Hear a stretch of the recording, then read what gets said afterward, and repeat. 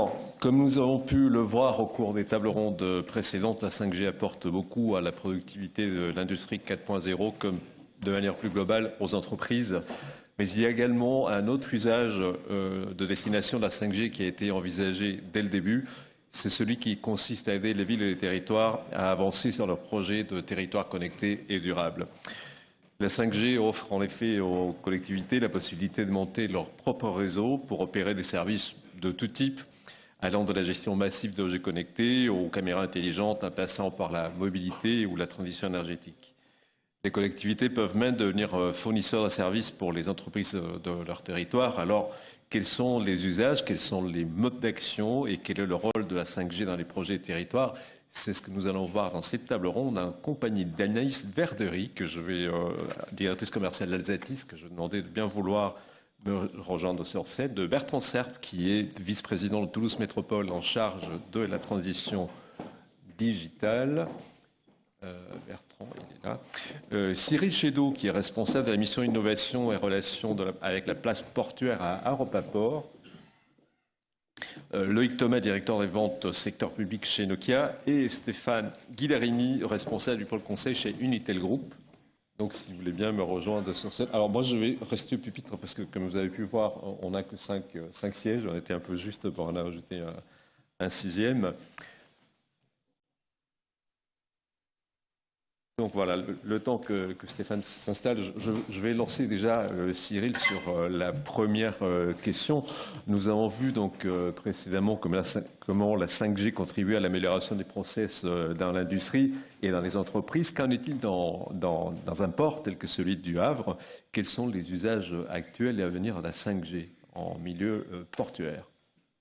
Alors, au Port du Havre, bonjour à tous. Au Port du Havre, on travaille dans le cadre d'un 5G Lab, à des expérimentations.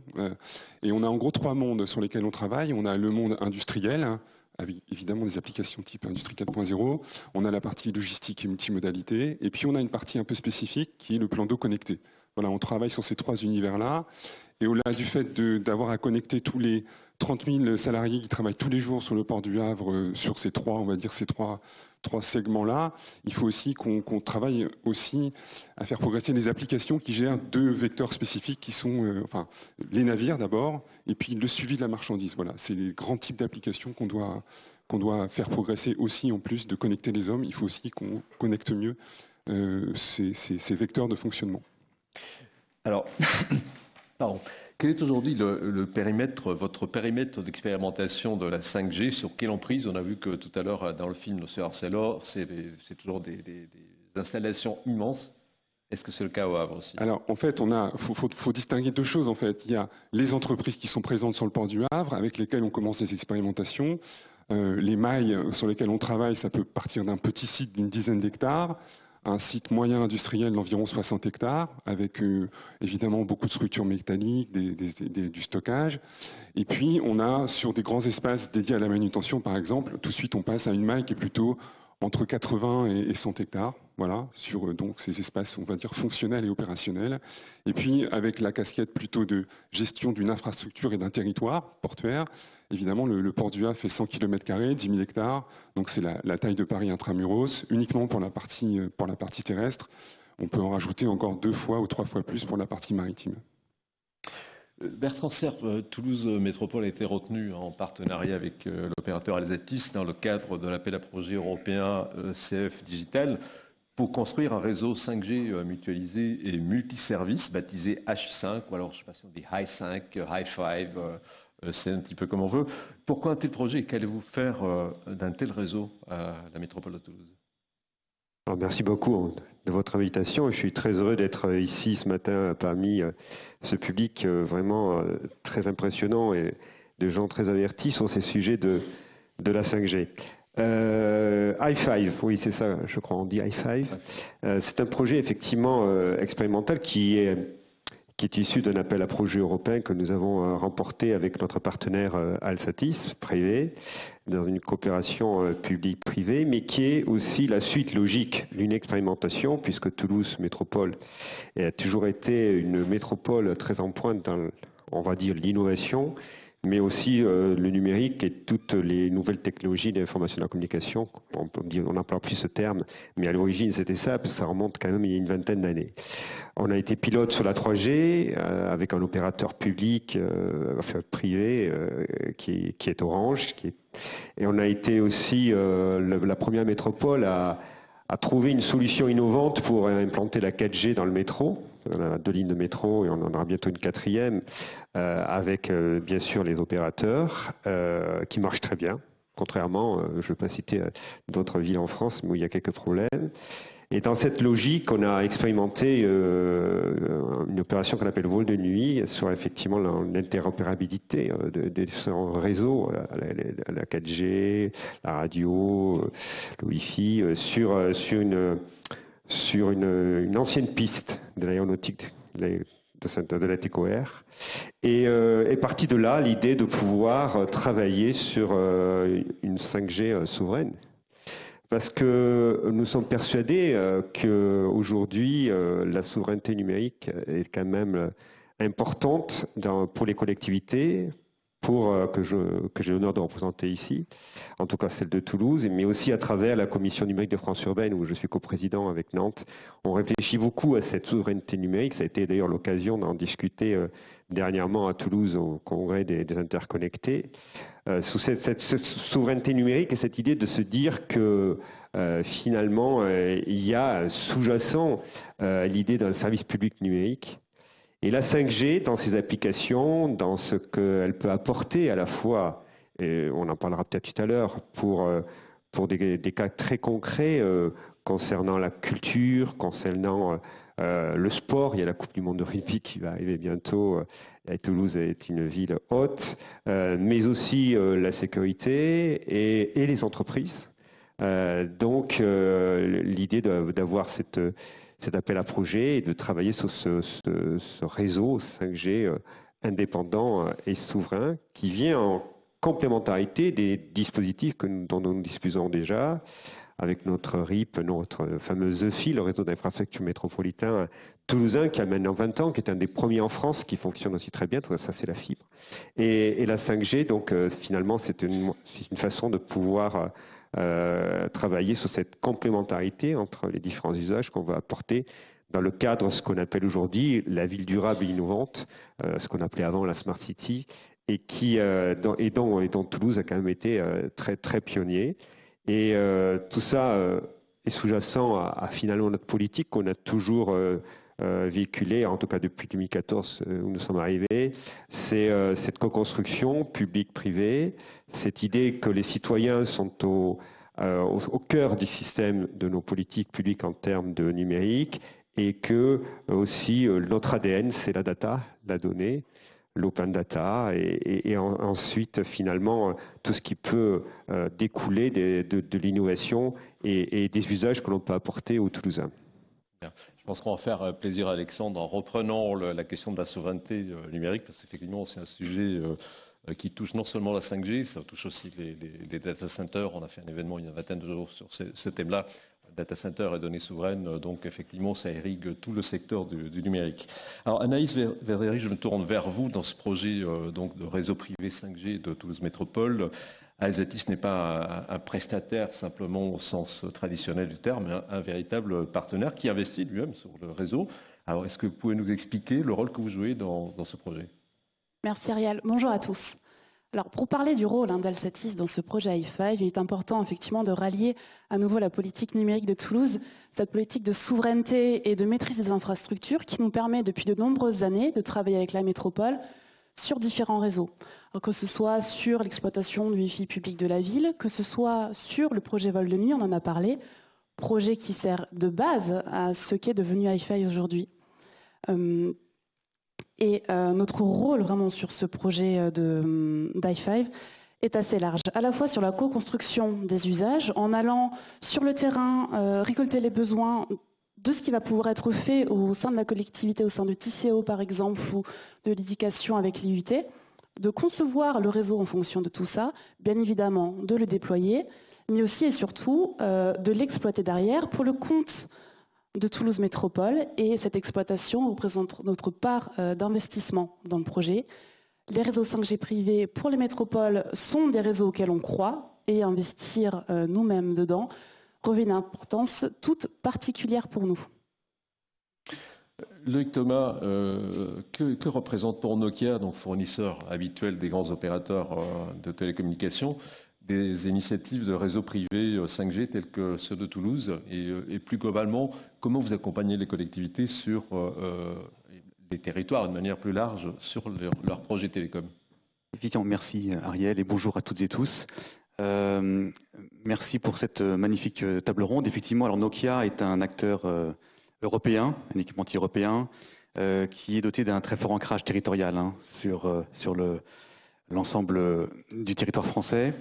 On accompagne les territoires globalement avec, par exemple, sur les régions, on propose des infrastructures optiques DWDM, IPMPLS. Sur les départements, on accompagne depuis de nombreuses années avec les réseaux RIP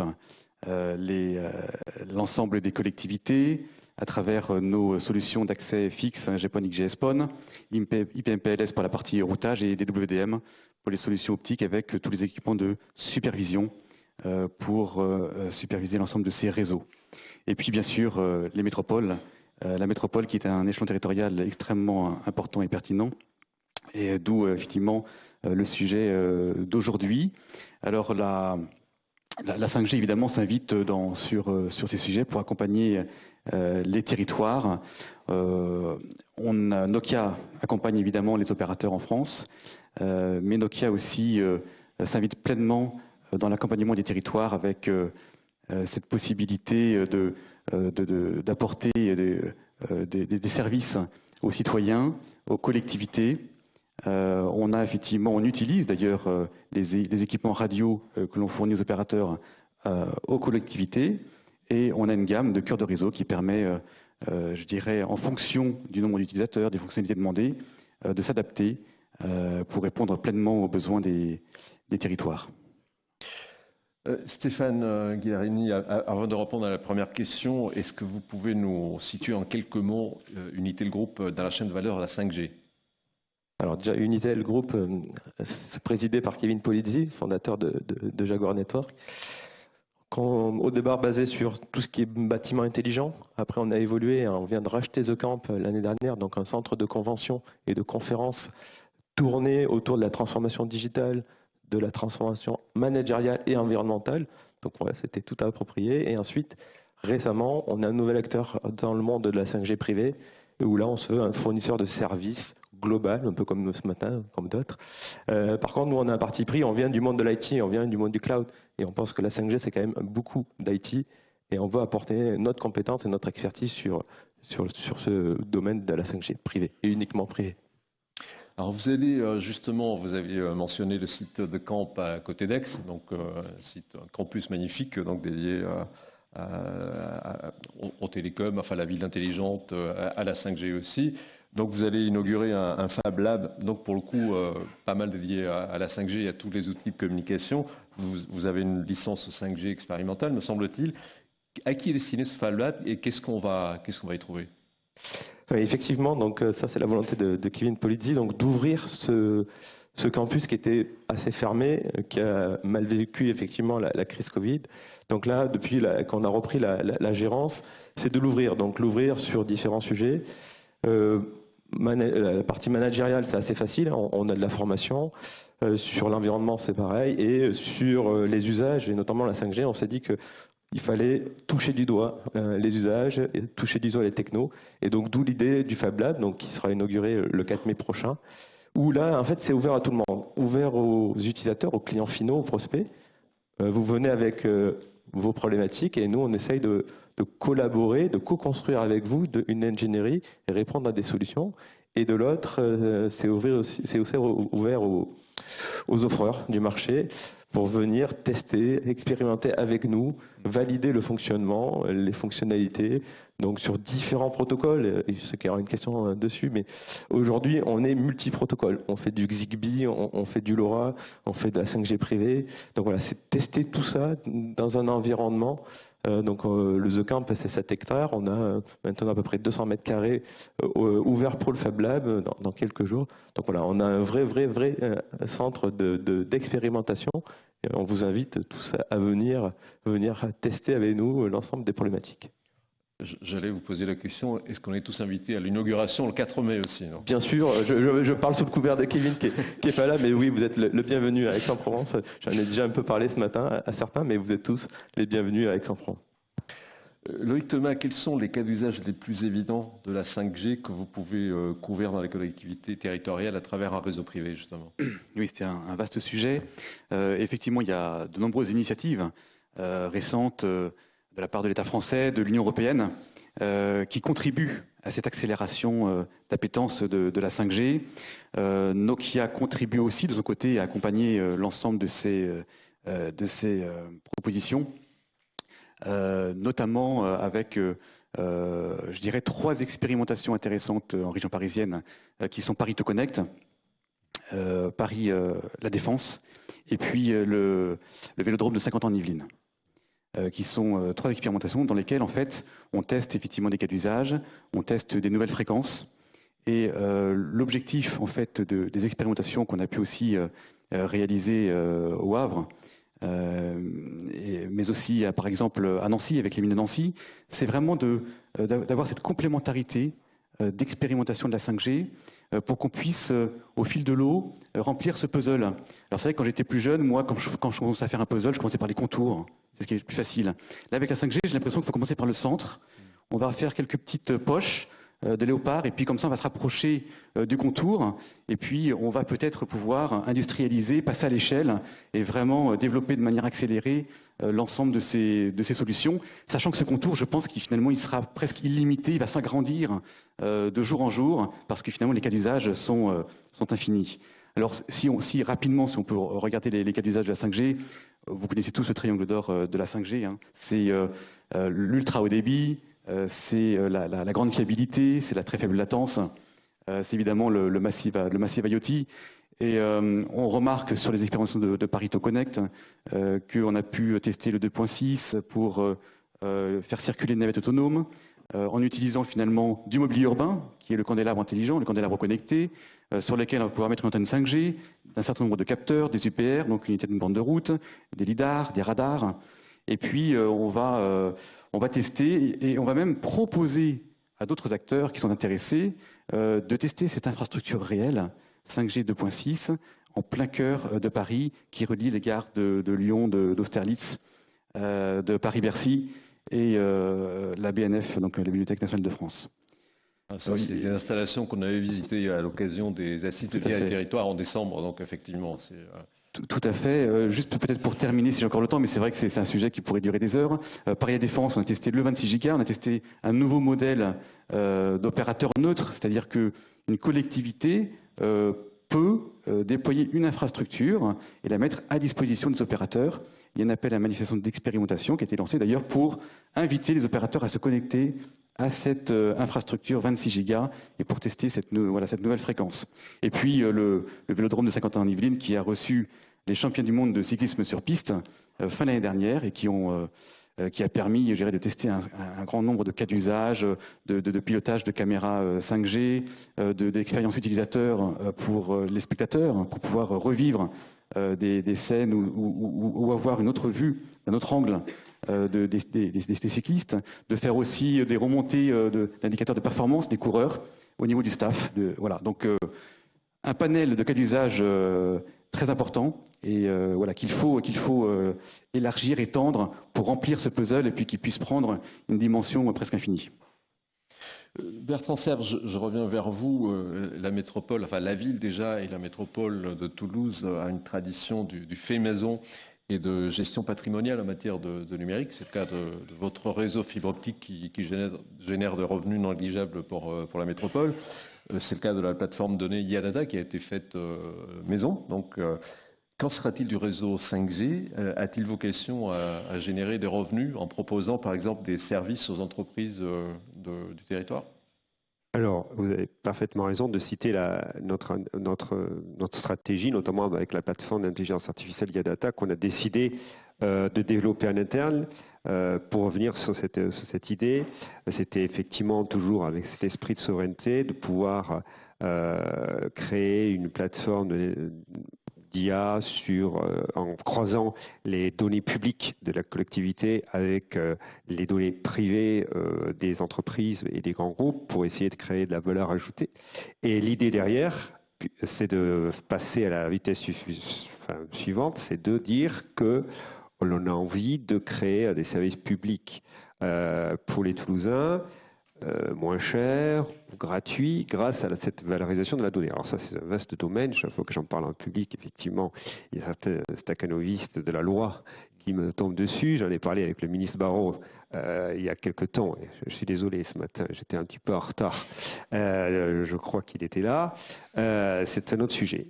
Mais à partir de cette idée, effectivement, la 5G privée, on va dire, qu'on est en train de développer grâce à cette expérimentation i5, a vocation, c'est la volonté politique, de plus tard, effectivement, s'ouvrir aux entreprises et pouvoir trouver un modèle qui pourrait être un modèle économique un petit peu sur le modèle de notre RIP, The Field, qu'on en a créé maintenant il y a 20 ans, et qui permet effectivement de dégager des marges intéressantes qui, en l'occurrence, sont reversées à la métropole aujourd'hui, puisque c'est une SPL, mais qui, on pourrait imaginer, puisque c'est elle qui va piloter ça avec les opérateurs privés, qui devrait aboutir sur des cas d'usage et des modèles économiques, enfin, en tout cas, on pourrait l'imaginer dans un futur proche.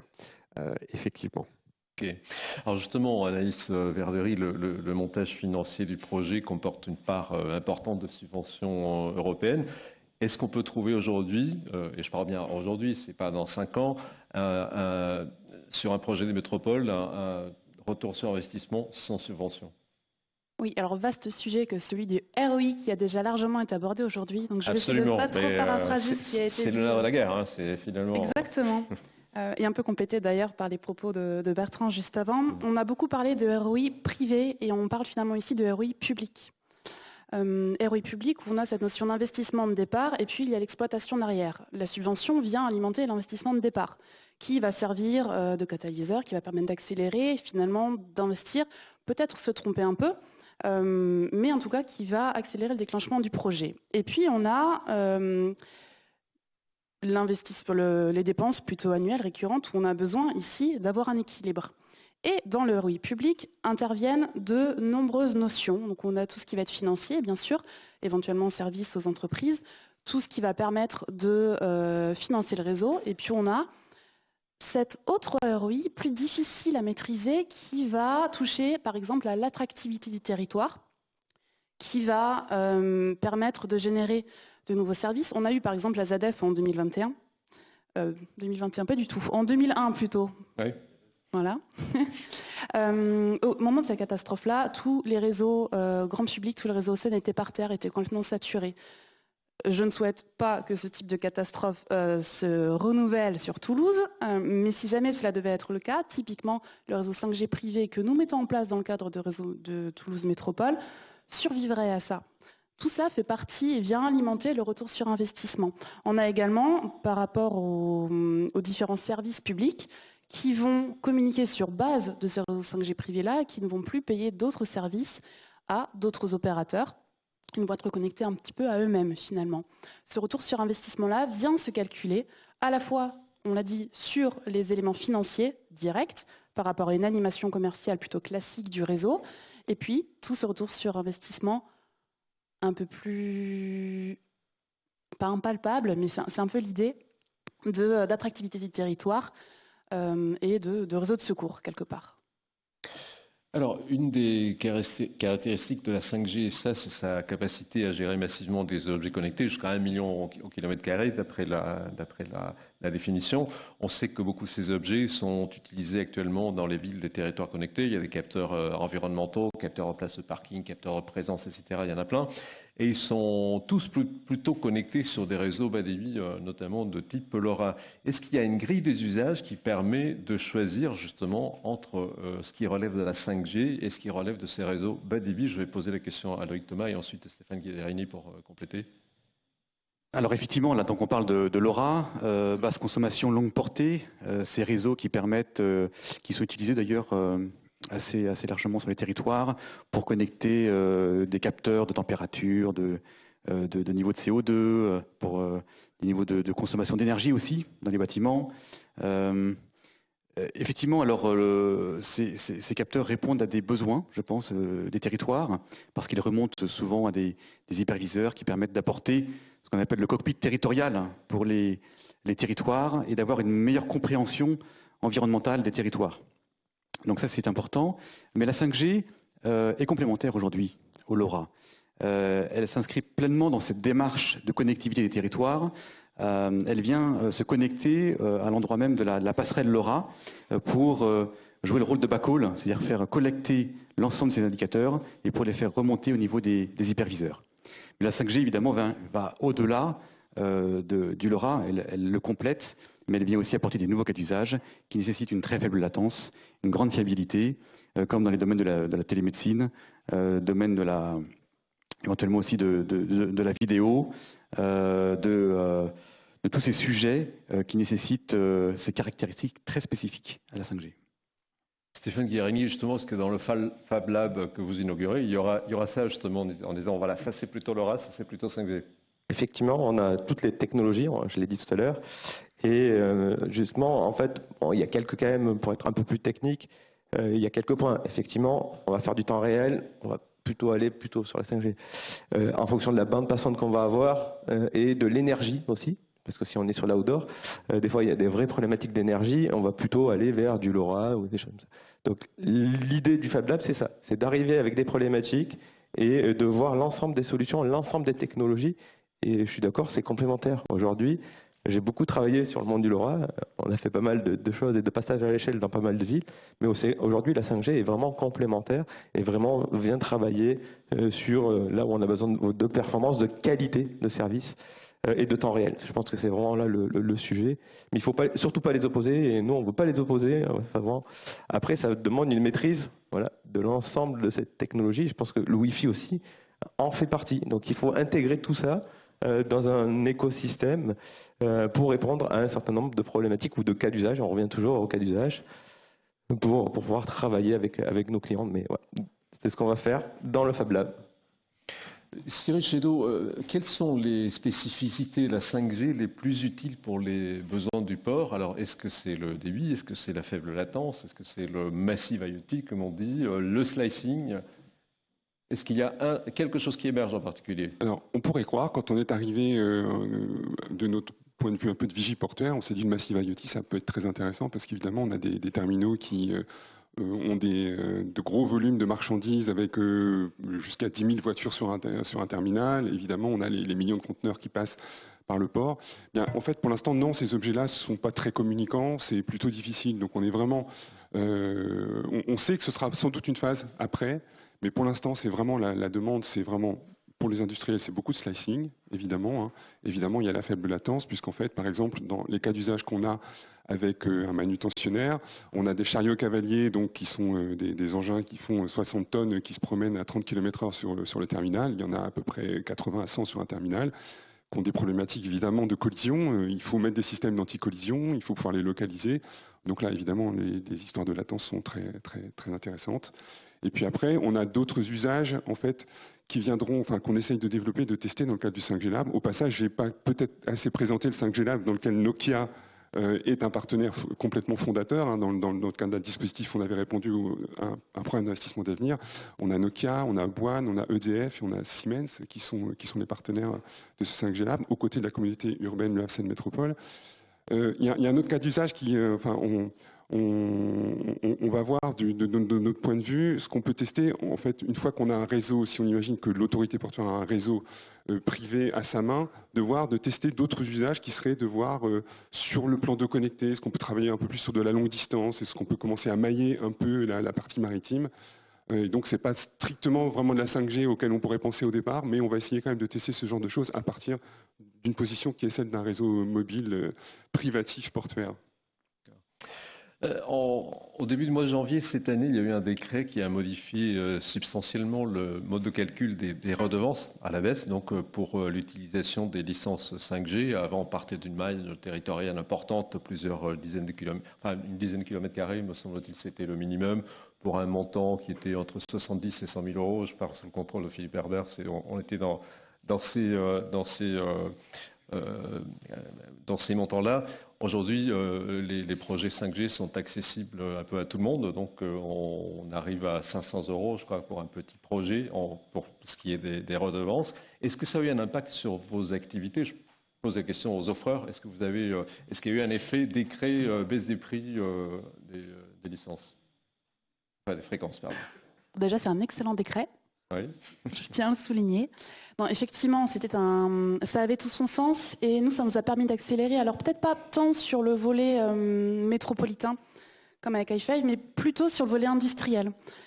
Sur la baisse des tarifs, évidemment, que ça a un impact positif, mais aussi et surtout sur la meilleure granularité au niveau de la superficie à couvrir. Sauf erreur de ma part, il y avait des engagements de couverture sur la centaine de kilomètres carrés initiale, ce qui est un petit peu moins adapté forcément à une couverture indoor d'une usine de quelques centaines de mètres carrés. Voilà en quoi est-ce que ça nous a bien aidé. Et on voit aujourd'hui de plus en plus d'industriels qui sont intéressés par ces sujets 5G et qui, avant janvier, avaient ce frein de la licence. Le frein a été levé, là c'est bon pour ça en tout cas. Entièrement d'accord, hein, c'était une excellente initiative. Après, il faut se poser la question maintenant pour les expérimentations qui vont avoir lieu sur des espaces qui dépassent les 100 km². Donc ça, c'est la question d'aujourd'hui. Il y a un appel à projet européen, je pense qu'on a déjà parlé ce matin, j'imagine, le 5G for Smart Communities. Alors pour moi, c'est un petit bijou, cet appel à projet européen, parce qu'il permet vraiment à tout type de territoire de s'engager et de démarrer une vraie expérience dans le domaine de la 5G, avec un niveau de subvention qui est assez élevé. Et je pense qu'il faut l'utiliser, il ne faut pas hésiter. Il ne faut pas hésiter à s'emparer de cet appel à projet qui permet vraiment de se projeter pendant 3 ans dans l'aventure de la 5G et qui permet justement d'amorcer ce modèle économique. C'est une aide pour ces 3 premières années et qui permet de lancer ensuite le passage à l'échelle derrière. Donc voilà, n'hésitez pas. 5G for Smart Communities. Stéphane? Je peux aller que dans le même sens, ça c'est une bonne chose. Très bonne chose. Et nous, on le voit vraiment sur un secteur. Dans les collectivités, on a décidé d'aller sur les petites collectivités, moins de 10 000 habitants. Donc là, aujourd'hui, le ticket d'entrée entre 5 et 10 000 euros, ça permet de lancer des projets si on utilise le partenariat d'innovation. Aujourd'hui, on arrive pour une collectivité, on déploie de la vidéosurveillance, 10 caméras, à moins de 100 cas. Donc vraiment, ça dynamise le sujet. Donc, mais on est sur une tranche qui n'est pas du tout les mêmes. On ne parle pas de métropole, on parle de petites villes ou de villages qui n'ont pas de fibre ou dès qu'il faut faire des travaux, ça devient compliqué. Donc nous, c'est ce créneau-là chez Unitel qu'on a décidé d'aller attaquer. Et donc oui, on a beaucoup de projets, on a une expérimentation en cours dans une collectivité, dans une ville, et on en a pas mal qui viennent nous voir sur ces sujets. C'est intéressant parce qu'en fait, au moment du lancement de la 5G grand public, il y a eu pas mal de contestations. Il y a eu certaines villes qui avaient décrété des moratoires parce qu'il y avait des questions sur les risques sanitaires ou environnementaux.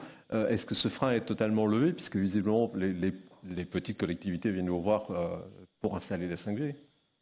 On va dire oui et non, mais en fait c'est un peu le même débat qu'on a eu sur le Wi-Fi, sur toutes ces technos radio. Bon, de toute façon, l'agence sanitaire en 2022 a émis un rapport où elle disait que le risque était peu probable, si on prend vraiment des termes adaptés. Donc c'est dans ce sens qu'on va avec. Et de toute façon, aujourd'hui, les opérateurs publics vont aussi déployer de la 5G, donc public. Donc nous, on essaye de rassurer. Donc effectivement, sur ces petites villes, on fait de la conduite du changement. Alors pas de la conduite du changement sur les utilisateurs, mais sur les citoyens. Donc on va au contact, on fait des réunions d'information, on présente le projet, on regarde les fréquences, on parle des débits. Voilà, vraiment, on les rassure un petit peu sur le sujet. Donc effectivement, il y a toujours 2-3 opposants dans tout ça, mais en majorité, on arrive aujourd'hui à lancer ces projets de manière assez facile, on va dire. Donc je pense que c'est derrière nous, mais c'est notre conviction. Anaïs Verdery-Alzetis s'est impliquée dans de nombreux autres projets de territoire, dans celui d'Angers, qui utilise la 5G pour piloter la circulation de la ville en fonction de la pollution de l'air, ou encore sur un projet de vidéoprotection dans l'Aude pour faire la prévention de feux de forêt. Est-ce que vous pouvez nous parler un petit peu de ces usages? Oui, avec plaisir. Alors, 2 projets très différents, tout aussi intéressants l'un que l'autre, qui recoupent un petit peu les inquiétudes qu'il y a autour de la 5G, puisqu'initialement, le projet 5G sur Angers partait du constat qu'on avait la 5G d'un côté, et puis on avait de l'autre les questions environnementales qui prennent une part importante, et puis ce grand débat de quid de l'impact de la 5G par rapport aux questions environnementales. Et de cette idée-là, et par recherche d'un usage qui allait être vertueux pour l'environnement, est né le projet 5Green sur Angers, qui, comme vous l'avez dit, permet de piloter la circulation dans la ville en temps réel en fonction de la pollution de l'air qui est détectée. Dans ce projet-là, on déploie un réseau 5G privé sur des quartiers d'Angers. Intéressant, on met de l'edge computing au pied des caméras qui, elles, détectent la pollution pour ensuite, en partenariat avec la Croix, piloter le trafic, vous l'avez dit, en temps réel, en changeant la vitesse sur les panneaux, en changeant le rythme des feux de croisement, etc. Des feux de tricolore plutôt, pardon. De signalisation. Exactement. L'idée étant, au bout d'1 an, de pouvoir mesurer l'impact positif qu'aura eu ce système-là sur l'environnement. Et projet complètement différent, mais toujours pro-environnemental, sur la détection des feux de forêt, avec le terrain d'expérimentation qui sera l'Aude. Alors c'est tristement d'actualité. Cette année, on a des feux qui commencent beaucoup plus tôt que l'année dernière. On a vu ce que ça a pu donner en 2022. Notre volonté là-dessus, c'est de pouvoir modestement contribuer à la lutte contre ces incendies-là. Le principe tout simple, caméra très haute résolution sur les zones à risque qui sont reliées en 5G pour pouvoir avertir en amont et plus rapidement les SDIS.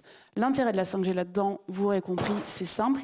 On ne va pas tirer de la fibre optique jusqu'aux caméras au milieu de la forêt ou dans toute autre zone, surtout qu'on a régulièrement besoin de déplacer ces caméras-là. Est-ce qu'il y a l'algorithmie pour détecter automatiquement les débuts de fumée ou des choses comme ça, ou ça se fait Oui, manuellement? alors bien sûr, il y a plusieurs techniques de détection. Là, ce n'est pas du tout Alsatis. Il y a des sociétés qui sont spécialisées là-dedans. Alors sur les caméras, ça va détecter la fumée, ça va détecter la chaleur, ça va jusqu'à détecter, je crois, le changement de composition de l'air avec davantage de CO2, par exemple. Voilà, donc des belles évolutions là-dessus aussi. Merci pour ces précisions. Cyril Chedeau, le port connecté du Havre, alors, est-ce un projet purement portuaire ou il est plus globalement associé au projet territoire qui inclut la ville aussi du Havre? Effectivement, c'est complètement associé au territoire. Et d'ailleurs, en fait, la compétition entre les ports, elle se fait beaucoup au niveau du territoire, parce qu'en fait, on est tous capables, sur la façade du Range Nord, comme on dit, en Europe, d'aligner à peu près les mêmes niveaux de performance dans les terminaux. Par contre, ce qui change, c'est effectivement la qualité de la connexion, la multimodalité, la fluidité des trafics, la façon dont on traite les procédures de dédouanement. Au Havre, on a une longue histoire de dématérialisation qui a commencé dans les années 80 sur ce qu'on appelle le Cargo Community System. Donc on est complètement dans la compétition au port du Havre sur ces sujets-là, et j'ai pu le constater, on a pu le constater en ayant des contacts avec nos compétiteurs qui sont les Anversois, les Hambourgeois, ou même les Anglais ou les Espagnols. En fait, ils ont tous à peu près, à part des cas très précis où le projet de 5G privé, il est parti d'un terminal sur une maille complètement privée, et là, c'est un industriel qui a complètement maîtrisé son déploiement. Mais du point de vue des autorités portuaires et des territoires, ils sont tous à peu près sur les mêmes niveaux de réflexion que nous. Donc on voit bien qu'on est complètement dans la compétition et qu'on a un collectif avec le 5G Lab à Havre qui est plutôt fort. Donc je l'ai présenté tout à l'heure, mais en fait on est dans une courbe d'apprentissage où vraiment on a cette maturité maintenant dans la dynamique partenariale, et puis on a dans le travail d'évangélisation, d'identification qu'on a fait auprès de nos industriels, on a quand même recueilli beaucoup de cas d'usage, on a de nombreux POC qui vont partir, donc on a beaucoup de travail sur la planche jusqu'à fin 2024. Avec une sortie qui sera, enfin une donnée de sortie qui sera que on aura des industriels qui, je pense, sont très convaincus des avantages on a des premiers tests sur la mobilité qui sont vraiment très concluants, et des industriels qui sont très convaincus des apports de la 5G. Et puis, de point de vue de l'autorité portuaire et de l'animation territoriale de notre rôle d'offrir des solutions au territoire, évidemment une doctrine qui sera bien forgée sur le fait dans quelle configuration on peut franchir le pas pour offrir ce type de service à tous nos occupants. Y compris avec la dimension Aropa qui est sur 200 km de long entre Le Havre et Paris, Et Paris, oui. ce qui ne simplifie pas le problème. Le Havre, Rouen, Paris. Voilà, Le Havre en Paris. Absolument. Bertrand Serre, on parle du numérique comme facteur d'attractivité pour le territoire qu'elle déploie. Est-ce que ce sera le cas de la 5G? Est-ce que ça va apporter, est-ce que ça va accentuer l'attractivité, sachant que la métropole a déjà une forte attractivité, il y a 15 000 habitants de plus par an, donc est-ce que ça va jouer, à votre sens? Oui, bien sûr, forcément. L'attractivité du territoire, elle est à la fois par ces nouvelles technologies, mais aussi par les infras, par évidemment le territoire en lui-même, qui est un territoire qui, je rappelle, Toulouse, il y a plus de 19 000 intramuros habitants qui viennent chaque année, 15 000 sur la métropole, et c'est un territoire qui reste très attractif, malgré que nous n'ayons pas encore la LGV à Toulouse, mais ça ne serait tardé. En tout cas, on a tout pour accueillir les entreprises. Bien sûr, on a Airbus, l'aéronautique et le spatial. Facteur d'attractivité des entreprises, on est en train de travailler sur un grand projet que l'on appelle le campus numérique du Grand Matavio, qui est juste derrière la gare. Alors dans le cadre de notre stratégie de développement économique que nous avons mis en place, cette nouvelle mandature 2020-2006, on a travaillé sous forme de campus. Alors il y a des campus santé, il y a des campus aéronautique spatiale, il y a des campus nouvelle mobilité, il y a des campus numérique. C'est un campus qui va se développer. Alors un campus, c'est quoi? C'est à la fois des entreprises, donc il faut accueillir des entreprises, des start-up, de l'innovation, et de la recherche et des écoles sur l'IA et la cybersécurité. Et ce campus du Grand Matavio, c'est 50 000 m², c'est 65 millions d'euros que la métropole injecte sur ce sujet, dans un cadre plus global de réhabilitation d'une friche derrière la gare de Toulouse, de 300 000 m², voulu par le président-maire Jean-Luc Moudenc. Et dans ce cadre-là, effectivement, des solutions et des innovations comme la 5G, ce sont des facteurs d'attractivité dans le cadre forcément des entreprises qui veulent travailler sur ces sujets, des start-up, et on fait tout effectivement pour essayer de les faire venir sur notre réseau. Et puis je crois que toulousain. Et puis je crois que ce qu'il faut bien comprendre, c'est que à la base, pour les collectivités, le plus important, c'est quand même le bien commun. Le bien commun, c'est quoi? C'est la data et les données. Et ça, c'est un bien commun collectif qui appartient à tous les citoyens et à tous les Toulousains. Et là-dessus, on a décidé, il y a quelques années, il y a 2-3 ans, de créer ce qu'on appelle une agence publique de la donnée à Toulouse. Et la plateforme d'intelligence artificielle dont vous parliez tout à l'heure, c'est une des premières briques qui va nous permettre de travailler sur ces sujets en collaboration toujours public-privé avec les opérateurs, mais aussi avec les entreprises pour créer ces usages et cette ville durable et innovante de demain. Et ce qui fait cet acronyme, finalement, territoire innovant, attractivité des territoires innovants, de la ville durable et innovante de demain, c'est la Smart City d'avant, c'est ça qui fait aussi notre attractivité. Et notre rôle, nous, les politiques, c'est de mettre en place les conditions pour que tout simplement on soit plus attractif, on vive mieux à Toulouse, on ait des services au public qui soient les moins chers possibles, voire gratuits si on peut, quand on connaît les contraintes aujourd'hui et les problèmes que l'on a dans les collectivités et dans les municipalités avec l'environnement sociétal que nous vivons aujourd'hui. C'est important de dire aux citoyens, de dire aux entreprises que la collectivité ne peut pas tout faire, mais peut mettre les conditions, réunir les conditions de l'innovation pour créer cette attractivité qui crée finalement, in fine, quoi? Les emplois de demain sur notre territoire. Et s'investir dans des projets comme i5 ou d'autres, c'est pour nous l'occasion de pouvoir aider finalement les gens, les Toulousains, les entreprises, et ça participe, je le crois, puisque ça fait quelques années qu'on est quand même là-dessus assez fort, à cette attractivité et à faire venir des entreprises et des personnes pour vivre et travailler à Toulouse. Bien. Alors le temps file, donc on va peut-être faire une dernière question avant de prendre celle de l'audience. Loïc Thomas, Nokia est présent un petit peu partout dans le monde. Est-ce que vous avez ailleurs des exemples semblables à ceux de Toulouse, la métropole qui a déployé son propre réseau? Effectivement, c'est intéressant de regarder ce qui se passe à l'extérieur de nos frontières. Ce qu'on peut d'ores et déjà dire, c'est que Nokia a déployé 600 réseaux privés, mobiles, 4G et 5G. Donc ça donne un ordre de grandeur, hein, 600 réseaux mobiles, privés, 4G et 5G. Donc il y a une vraie attractivité, il y a un vrai intérêt, il y a des vrais enjeux sur ces réseaux en termes de souveraineté, en termes de maîtrise, des coûts, du planning, de l'évolution des fonctionnalités que l'on souhaite mettre au service de l'industrie ou du territoire. Alors à l'extérieur de nos frontières, j'ai un exemple, par exemple en Belgique, à Leuven, ils ont déployé donc un petit peu comme ce qu'on a fait sur Paris To Connect, c'est-à-dire on est vraiment dans une expérimentation du candélabre connecté. Hein. C'est vraiment ce mobilier urbain qui permet aujourd'hui d'avoir une très bonne couverture de la circulation pour réduire évidemment l'empreinte carbone en centre-ville, pour mettre en place des robots autonomes pour acheminer les marchandises en plein cœur de ville et éviter aux camions d'arriver jusqu'au cœur très dense. Et donc on vient effectivement équiper ces candélabres avec une antenne 5G, des capteurs pour apporter, faire remonter des informations environnementales, mais aussi sur la circulation, les places de parking, faire du V2X, du V2V, donc connectivité entre les véhicules et le mobilier urbain. Donc tous ces sujets sont vraiment d'actualité. On peut citer aussi Graz en Autriche. Alors, Graz en Autriche, là c'est un autre cas d'usage, ce qu'on appelle le Fixed Wireless Access. C'est-à-dire qu'en fait on va utiliser la 5G pour aller connecter des entreprises, des bâtiments qui n'ont pas forcément de fibre, pas forcément une bonne connectivité.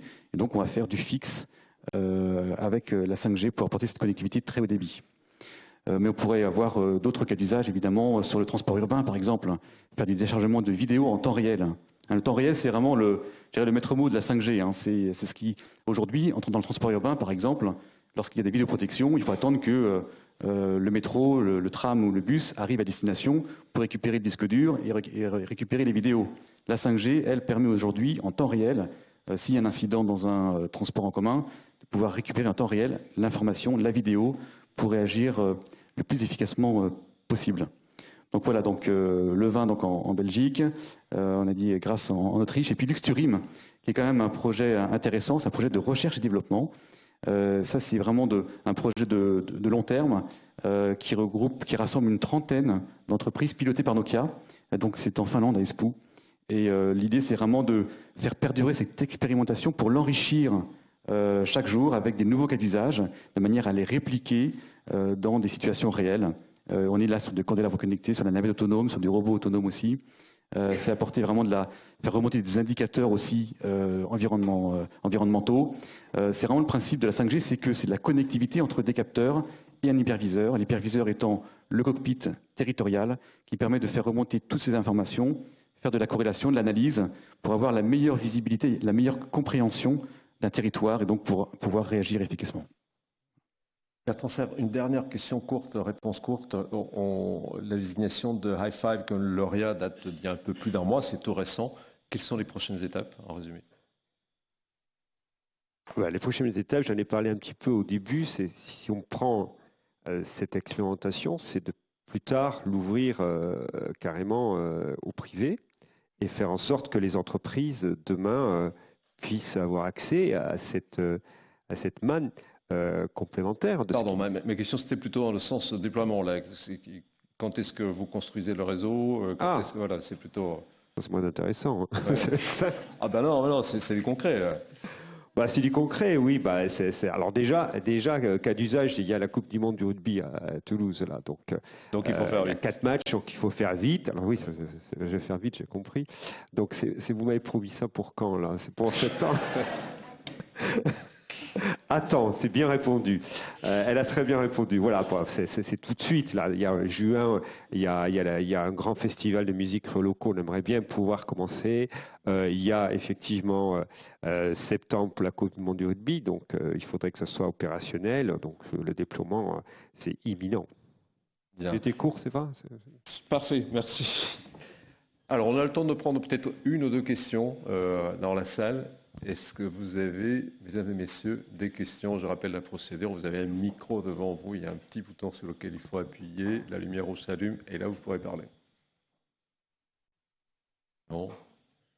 Bon, je pense que les ventres crient famine et qu'on pourra poser des questions autour d'un verre et du cocktail déjeunatoire qui va être servi en bas.